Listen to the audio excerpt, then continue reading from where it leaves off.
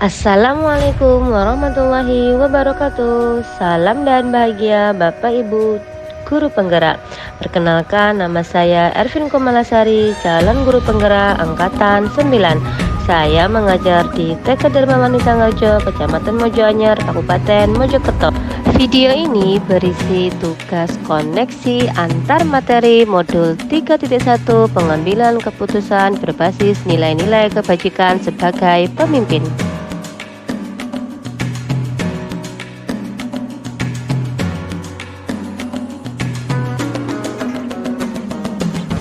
Menurut saya bahwa sebagai seorang pendidik, kita seringkali mengalami dilema etika antara mengajarkan isi materi, mengejar ketuntasan materi, ataukah mengajarkan makna dan penerapan sesungguhnya dari materi tersebut yang notabene adalah membutuhkan waktu yang lebih lama yang mungkin akan mengakibatkan materi tidak tuntas. Namun, anak akan memahami makna sebenarnya dan pemanfaatannya dalam kehidupan nyata.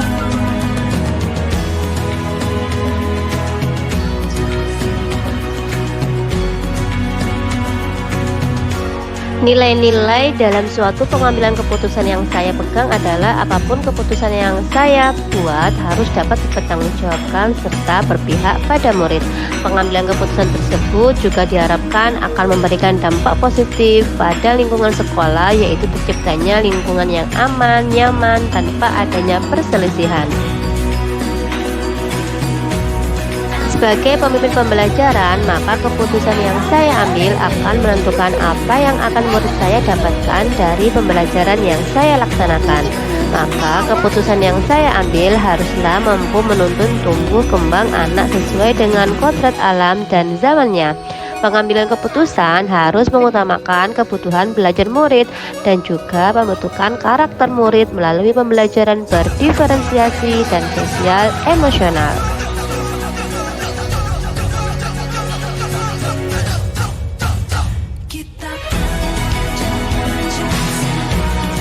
Menurut saya, maksud dari kutipan tersebut adalah setiap permasalahan yang kita alami, baik dilema etika ataupun rujukan moral, dapat diputuskan melalui 9 langkah pengambilan keputusan sebagai pedoman kita berperilaku etis.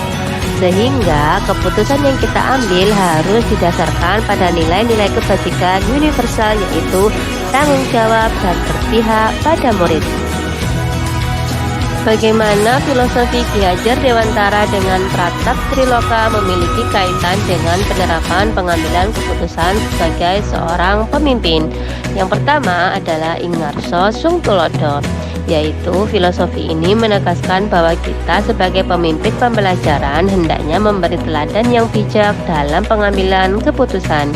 Yang kedua adalah Ing Madya Mangun Karso, yaitu filosofi ini menegaskan bahwa dalam pengambilan keputusan hendaknya kita mampu memberdayakan dan membangun kerukunan murid.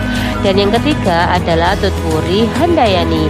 Filosofi ini menegaskan bahwa sebagai pemimpin dalam pengambilan keputusan, maka keputusan yang kita ambil hendaknya mampu mendorong kolaborasi dan meningkatkan kinerja murid.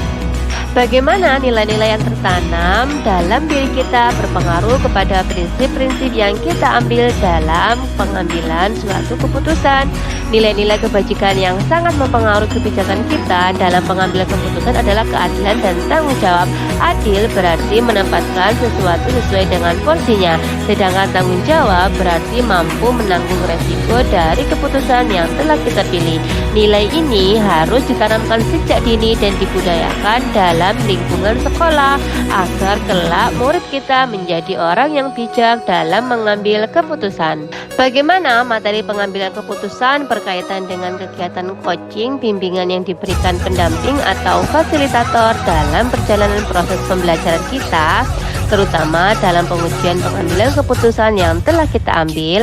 Apakah pengambilan keputusan tersebut telah efektif? Masihkah ada pertanyaan-pertanyaan dalam diri kita atas pengambilan keputusan tersebut? Hal-hal ini tentunya bisa dibantu oleh sesi coaching yang telah dibahas pada sebelumnya. Salah satu tujuan coaching yaitu menggali lebih dalam lagi potensi yang dimiliki oleh seorang guru. Melalui proses coaching akan terjadi pengambilan keputusan yang mengarahkan pada hal-hal positif, yang artinya keputusan-keputusan yang diambil berpihak kepada murid. Melalui kegiatan coaching, pengambilan keputusan yang diambil berasal dari potensi yang dimiliki seseorang, sehingga keputusan tersebut dapat dipertanggungjawabkan yang nantinya akan mendorong terwujudnya well-being dalam ekosistem sekolah. Bagaimana kemampuan guru dalam mengelola dan menyadari aspek sosial emosionalnya akan berpengaruh terhadap pengambilan suatu keputusan, khususnya masalah dilema etika. Guru sebagai pemimpin pembelajaran harus mampu mengelola dan menyadari aspek sosial emosional agar mampu bijak dalam mengambil dan menguji keputusan. Seorang guru yang memiliki kesadaran diri yang baik akan menunjukkan integritas dan tanggung jawab dalam memutuskan masalah yang berkaitan dengan dilema etika. Guru juga harus mampu memiliki kesadaran penuh ketika menghadapi suatu dilema etika. Dengan kesadaran penuh, maka perhatian, rasa ingin tahu, dan kebaikan akan mempengaruhi keputusan guru dalam menciptakan well-being ekosistem atau kesejahteraan psikologis. Bagaimana pembahasan studi kasus yang fokus pada masalah moral dan etika kembali pada nilai-nilai yang dianut seorang pendidik. Nilai-nilai yang dianut oleh seorang pendidik seperti keadilan, kemanusiaan, tanggung jawab, kejujuran, dan lain-lain akan sangat mempengaruhi pendidik tersebut dalam mengambil suatu keputusan, baik yang berupa dilema etika maupun rujukan moral. Karena nilai ini akan menjadi dasar seorang pendidik dalam mempertimbangkan benturan nilai yang muncul dalam kasus dilema etika dan rujukan moral. Mana nilai yang harus dipertegas, dikuatkan, atau mungkin dikalahkan. Bagaimana pengambilan keputusan yang tepat? Tentunya berdampak pada terciptanya lingkungan yang positif, kondusif, aman, dan nyaman. Lingkungan yang positif, kondusif, aman, dan nyaman adalah lingkungan yang membangun persepsi bahwa setiap orang memiliki potensi yang berbeda-beda dan orang lain adalah mitra bukan saingan. Tugas pendidik adalah membantu anak-anak menemukan jati diri dan mengembangkan potensinya. Persepsi tersebut akan mendorong kentalnya kolaborasi antar murid, guru, maupun orang tua. Lingkungan tersebut akan tercipta dari budaya positif. Budaya positif akan terbentuk dari kesepakatan dan sinergitas para pelaku lingkungan dalam menyepakati tindakan positif. Nah, dalam kesepakatan inilah dibutuhkan suatu keterampilan dalam pengambilan keputusan yang tepat berdasarkan nilai-nilai kebajikan.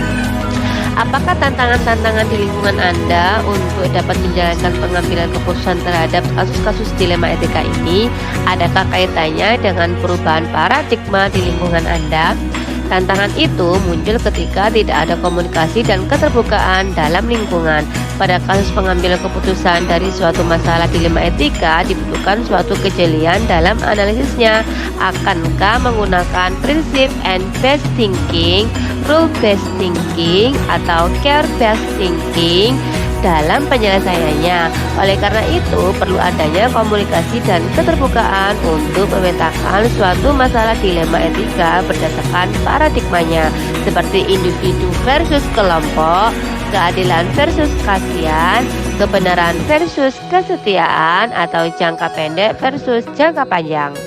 Apakah pengaruh pengambilan keputusan yang kita ambil ini dengan pengajaran yang memerdekakan murid-murid kita? Bagaimana kita memutuskan pembelajaran yang tepat untuk potensi murid kita yang berbeda-beda? Agar dapat memutuskan pembelajaran yang tepat untuk potensi murid kita yang berbeda-beda, kita harus mengetahui kesiapan, minat, dan profil belajar murid. Dengan memahami ketiganya, kita akan mampu menyusun pembelajaran yang berpihak pada murid, yaitu pembelajaran berdiferensiasi, baik dari sisi konten, proses, maupun produk. Dengan mewujudkan pembelajaran yang demikian, maka murid akan semakin merdeka dalam belajarnya. Bagaimana seorang pemimpin pembelajaran dalam mengambil keputusan dapat mempengaruhi kehidupan atau masa depan murid-muridnya? Sebagai pemimpin pembelajaran, kita harus lebih hati-hati dalam pengambilan keputusan, karena keputusan yang kita ambil akan terkait secara terus-menerus dan berdampak pada kehidupan murid kita. Pepatah Jawa mengatakan, guru itu adalah digugu lan ditiru, guru itu dipercaya dan ditiru. sehingga apapun yang kita putuskan sedikit banyak akan mempengaruhi murid kita dan memberikan pengaruh besar dalam hidup mereka.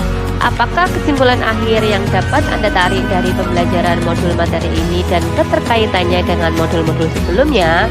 Sebagai seorang pendidik, kita harus mampu mengenali nilai dan peran kita agar mampu memahami dan menerapkan filosofi Ki Hajar Dewantara dalam pembelajaran. Kita juga harus mampu memahami kebutuhan belajar murid kita yang beragam dan mampu untuk mengelola sosial dan emosional murid kita. Pemahaman tersebut dapat kita eksplorasi menggunakan prinsip coaching atau supervisi akademik. Dengan demikian akan muncul keputusan yang mampu menciptakan budaya positif demi terwujudnya visi sekolah yang berpihak pada murid. Sejauh mana pemahaman Anda tentang konsep-konsep yang telah Anda pelajari di modul ini, yaitu dilema etika dan bujukan moral, 4 paradigma pengambilan keputusan, 3 prinsip pengambilan keputusan, dan 9 langkah pengambilan dan pengujian keputusan? Adakah hal-hal yang menurut Anda di luar dugaan? Pemahaman saya tentang materi modul 3.1 ini adalah tentang penerapan 4 paradigma, 3 prinsip, dan 9 langkah dalam pengambilan dan pengujian keputusan, di mana pemahaman tersebut saya gunakan untuk mengidentifikasi permasalahan yang muncul, untuk memetakan mana yang benar lawan benar, yaitu dilema etika, atau benar lawan salah, yaitu bujukan moral. Hal di luar dugaan yang saya dapatkan pada modul ini adalah ketika saya menghadapi kasus dilema etika, maka saya perlu memunculkan opsi trilema agar muncul solusi kreatif yang bisa diterima oleh semua pihak. Sebelum mempelajari modul ini, pernahkah Anda menerapkan pengambilan keputusan sebagai pemimpin dalam situasi moral dilema? Bila mana pernah, apa bedanya dengan apa yang Anda pelajari di modul ini? Jika permasalahan dihadapkan dengan dilema moral selama saya menjadi guru TK, sepertinya saya belum pernah mengalami. Namun jika berhadapan dengan dilema etika, saya pernah mengalaminya. Waktu saya mengadakan kegiatan Hari Ayah di TK, ada salah satu orang tua selesai rapat menghadap saya, meminta agar kegiatan acara peringatan Hari Ayah tidak dilaksanakan, mengingat anaknya tidak mempunyai ayah kandung. Jika tetap dilaksanakan akan berdampak buruk pada anak karena pasti akan bertanya tentang ayahnya. Sedangkan jika anak mengikuti acara tersebut tidak memungkinkan dikarenakan anak tetangga sebelah merupakan teman satu TK. Bagaimana dampak mempelajari konsep ini buat Anda? Perubahan apa yang terjadi pada cara Anda dalam mengambil keputusan sebelum dan sudah mengikuti pembelajaran modul ini? Sebelum mempelajari modul ini, saya cenderung menyelesaikan masalah menggunakan prinsip and best thinking, yaitu saya melakukan karena itu yang terbaik untuk kebanyakan orang, ataupun rule based thinking, yaitu berpusat pada tugas dan aturan yang ada. Setelah saya mempelajari modul 3.1 ini, saya lebih banyak mengolah rasa empati saya untuk memutuskan sesuatu menggunakan rasa peduli, yaitu care based thinking. Seberapa penting mempelajari topik modul ini bagi Anda sebagai seorang individu dan Anda sebagai seorang pemimpin? Sebagai individu, modul ini sangat penting bagi saya karena modul ini membuat saya mengerti bagaimana langkah-langkah yang harus saya terapkan dalam mengambil keputusan yang berhubungan dengan masalah pribadi saya. Dan sebagai pemimpin, modul ini juga sangat penting karena keputusan yang diambil akan menyangkut kepentingan orang banyak sehingga harus dianalisis dan diputuskan menggunakan langkah yang tepat.